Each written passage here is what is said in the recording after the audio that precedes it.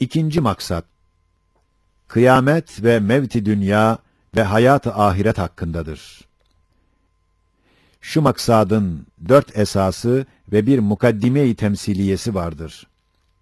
Mukaddime, nasıl ki bir saray veya bir şehir hakkında biri dava etse, şu saray veya şehir, tahrip edilip yeniden muhkem bir surette bina ve tamir edilecektir. Elbette onun davasına karşı 6 sual terettüp eder. Birincisi, niçin tahrip edilecek? Sebep ve muktazi var mıdır? Eğer evet var diye ispat etti. İkincisi, şöyle bir sual gelir ki, bunu tahrip edip tamir edecek usta muktedir midir, yapabilir mi? Eğer evet yapabilir diye ispat etti. Üçüncüsü, şöyle bir sual gelir ki, tahribi mümkün müdür?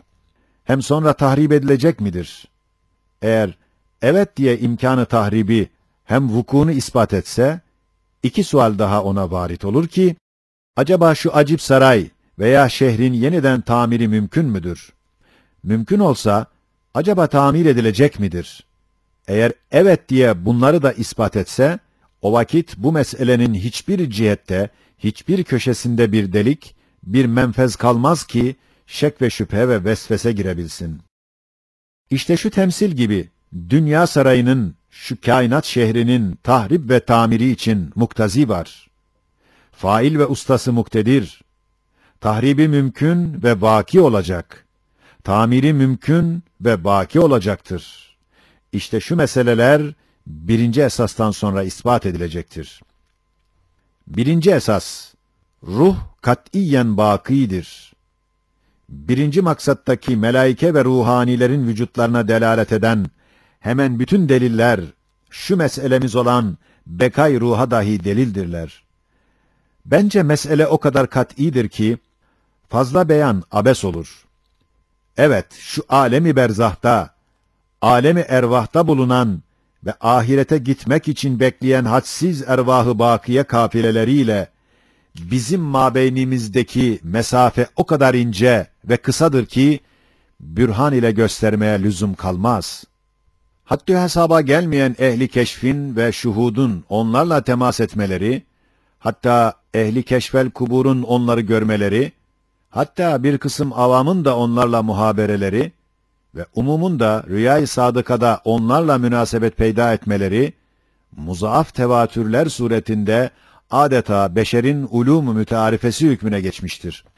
Fakat şu zamanda maddiyun fikri herkesi sersem ettiğinden, en bedihi bir şeyde zihinlere vesvese vermiş. İşte şöyle vesveseleri izale için, hadsi kalbinin ve izan-ı aklinin pek çok menbalarından, bir mukaddime ile 4 menbaına işaret edeceğiz. Mukaddime, 10. sözün 4. hakikatında ispat edildiği gibi, ebedi, sermedi, misilsiz bir cemal, elbette aynedar müştakının ebediyetini ve bekasını ister.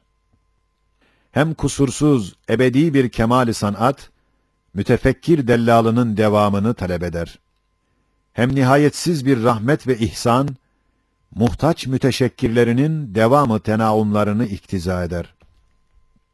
İşte o aynedar müştak, o dellal mütefekkir, o muhtaç müteşekkir, en başta ruhu insanidir. Öyleyse ebedül abat yolunda o cemal, o kemal, o rahmete refakat edecek, baki kalacaktır. Yine 10. sözün 6. hakikatında ispat edildiği gibi, değil ruhu beşer, hatta en basit tabakat-ı mevcudat dahi, fena için yaratılmamışlar. Bir nevi bekaya mazhardırlar. Hatta ruhsuz ehemmiyetsiz bir çiçek dahi, vücudu zahiriden gitse, 1000 vecihle bir nevi bekaya mazhardır. Çünkü sureti hadsiz hafızalarda baki kalır. Kanunu teşekkülatı, yüzer tohumcuklarında beka bulup devam eder. Madem bir parçacık ruha benzeyen o çiçeğin kanunu teşekkülü, timsali sureti, bir hafiz-i hakim tarafından ipka ediliyor, dağdağlı inkılaplar içinde kemali intizam ile zerrecikler gibi tohumlarında muhafaza ediliyor, baki kalır, elbette gayet cemiyetli ve gayet yüksek bir mahiyete malik ve harici vücut giydirilmiş ve zişuur ve zihayat ve nurani kanunu emri olan ruhu beşer, ne derece kat'iyetle bekaya mazhar ve ebediyetle merbut ve sermediyetle alakadar olduğunu anlamazsan, nasıl zişuur bir insanım diyebilirsin?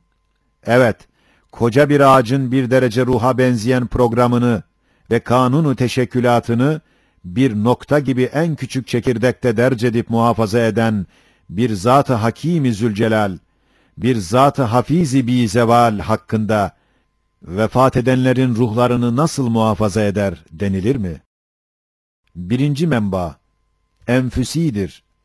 Yani, herkes hayatına ve nefsine dikkat etse, bir ruhu bakiyi anlar.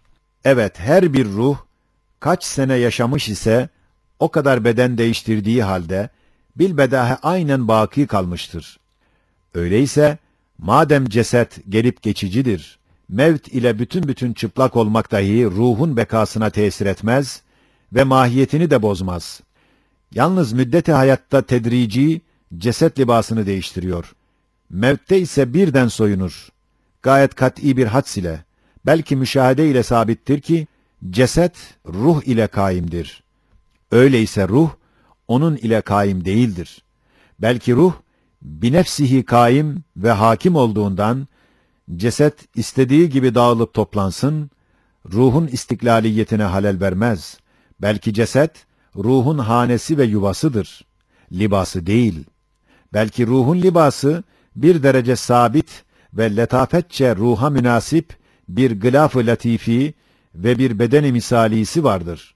Öyleyse, mevt hengamında bütün çıplak olmaz, yuvasından çıkar, bedeni misalisini giyer. İkinci menba afakidir. Yani, mükerrer müşahedat ve müteaddit vakıat ve kerrat ile münasebattan neşet eden bir nevi hükmü tecrübidir. Evet, tek bir ruhun ba'del memat bekası anlaşılsa, şu ruh nev'inin külliyetle bekasını istilzam eder. Zira fenni mantıkça kat'idir ki, zati bir hassa, bir tek fertte görünse, bütün efratta dahi o hassanın vücuduna hükmedilir. Çünkü zatidir, zati olsa, her fertte bulunur.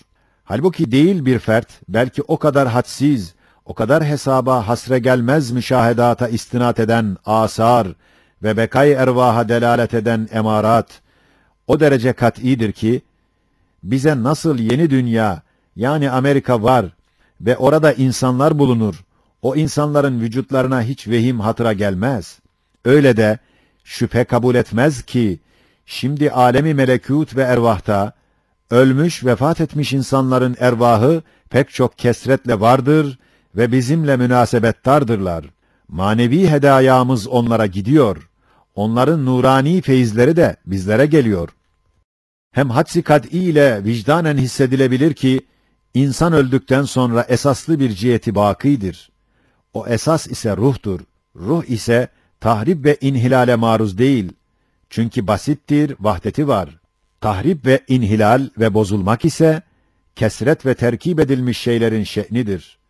Sabıkan beyan ettiğimiz gibi, hayat, kesrette bir tarz-ı vahdeti temin eder. Bir nevi bekaya sebebiyet verir. Demek vahdet ve beka, ruhta esastır ki, ondan kesrete sirayet eder. Ruhun fenası, ya tahrip ve inhilal iledir, o tahrip ve inhilal ise, vahdet yol vermez ki girsin. Besatet bırakmaz ki bozsun.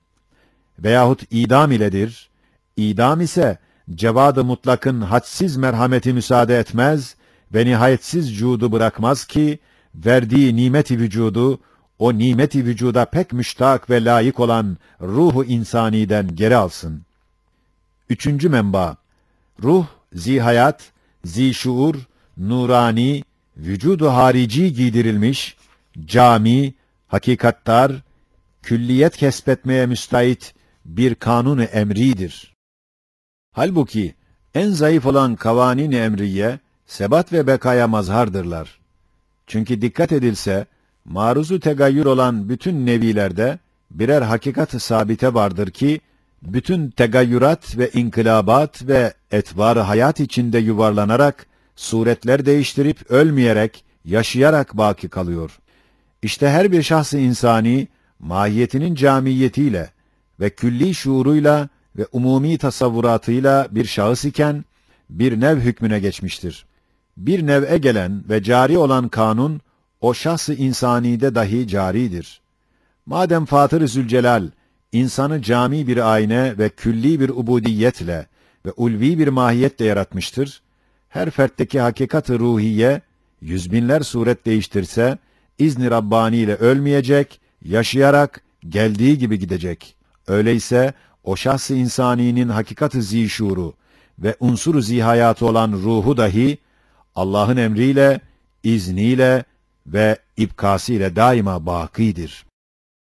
Dördüncü menba, ruha bir derece müşabih ve ikisi de alemi emirden ve iradeden geldiklerinden, mastar itibariyle ruha bir derece muvafık, fakat yalnız vücudu hissi olmayan nevilerde hükümran olan kavanine dikkat edilse ve o namuslara bakılsa görünür ki, eğer o kanun-u emri, vücudu harici giyseydi, o nevilerin birer ruhu olurdu. Halbuki o kanun daima bakidir, daima müstemir, sabittir. Hiçbir tagayyürat ve inkılabat, o kanunların vahdetine tesir etmez, bozmaz. Mesela bir incir ağacı ölse, dağılsa, onun ruhu hükmünde olan kanunu teşekkülatı, zerre gibi bir çekirdeğinde ölmeyerek baki kalır.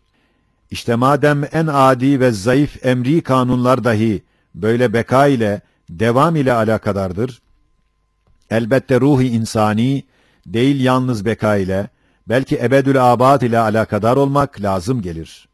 Çünkü ruh dahi Kur'an'ın nassı ile, قُلِ الرُّوحُ مِنْ اَمْرِ Rabbi fermanı celiliyle, alemi emirden gelmiş bir kanun-u zişuur ve bir namus-u zihayattır ki, kudret-i ezeliye ona vücudu harici giydirmiş. Demek nasıl ki sıfat-ı iradeden ve alemi emirden gelen şuursuz kavanin, daima veya ağleben baki kalıyor, aynen onların bir nevi kardeşi ve onlar gibi sıfat-ı iradenin tecellisi ve alemi emirden gelen ruh, bekaya mazhar olmak daha ziyade kat'idir, layıktır. Çünkü zi-vücuttur, hakikat-ı hariciye sahibidir. Hem onlardan daha kavidir, daha ulvidir, çünkü zi-şuurdur. Hem onlardan daha daimidir, daha kıymetdardır, çünkü zihayattır.